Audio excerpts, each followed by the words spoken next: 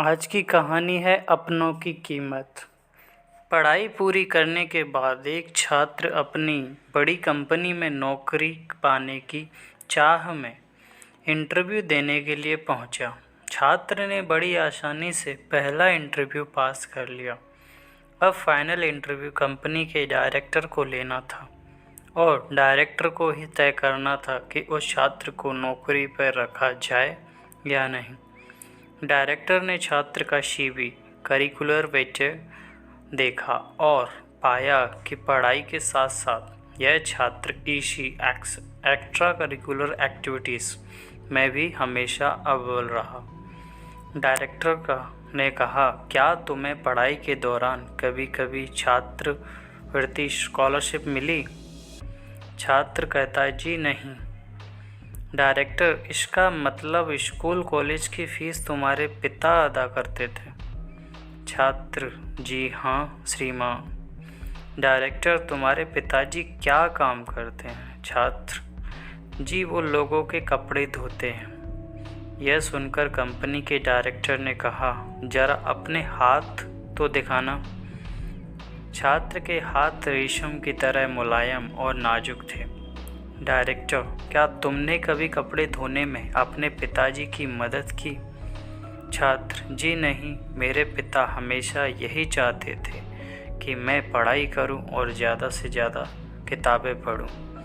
हाँ, एक बात और, मेरे पिता बड़ी तेज़ी से कपड़े धोते हैं। डायरेक्टर, क्या मैं तुम्हें एक काम कह सकता हूँ? छात्र, जी आदेश दीजिए। डायरेक्टर, आज घर वापस जाने के बाद अपने पिताजी के हाथ धोना, फिर कल सुबह मुझसे आकर मिलना। छात्र यह सुनकर प्रसन्न हो गया। उसे लगा कि अब नौकरी मिलना तो पक्का है। तभी तो डायरेक्टर ने कल फिर बुलाया है। छात्र ने घर आकर खुशी खुशी अपने पिता को ये सारी बातें बताईं और अपने हाथ दिखाने को कहा। पिता को थोड़ी हैरानी हुई, लेकिन फिर भी उसने बेटे की इच्छा का मान करते हुए अपने दोनों हाथ उसके हाथ में दे दिए। छात्र ने पिता के हाथों को धीरे धीरे धोना शुरू किया। कुछ देर में ही हाथ धोने के साथ ही उसकी आंखों में आंसू आने की झरझर बहने लगे।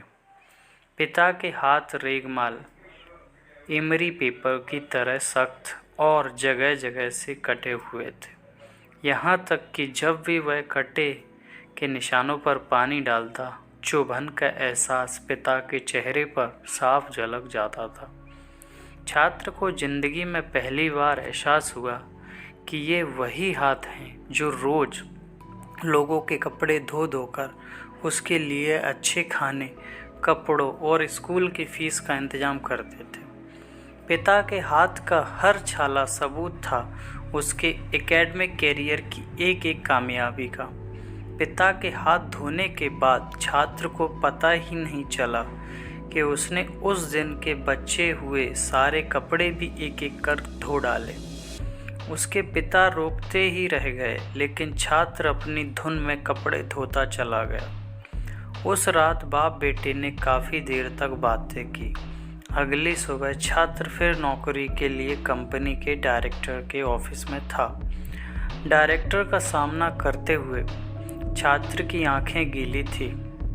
डायरेक्टर हूँ, तो फिर कैसा रहा कल घर पर? क्या तुम अपना अनुभव मेरे साथ शेयर करना पसंद करोगे? छात्र, जी हाँ श्रीमान, कल मैंने जिंदगी का एक वास्तविक अनुभव सीखा। नंबर 1, मैंने सीखा कि सराहना क्या होती है। मेरे पिता ना होते तो मैं पढ़ाई में इतनी आगे नहीं आ सकता था। नंबर 2, पिता की मदद करने से मुझे पता चला कि किसी काम को करना कितना सख्त और मुश्किल होता है। नंबर 3, मैंने रिश्तों की अहमियत पहली बार इतनी शिद्दत के साथ महसूस की। डायरेक्टर, यही सब है जो मैं अपने मैनेजर में देखना चाहता हूँ। मैं यह नौकरी केवल उसे देना चाहता हूँ जो दूसरों की मदद की कद्र करे। ऐसा व्यक्ति जो काम किए जाने के दौरान दूसरों की तकलीफ भी महसूस करे।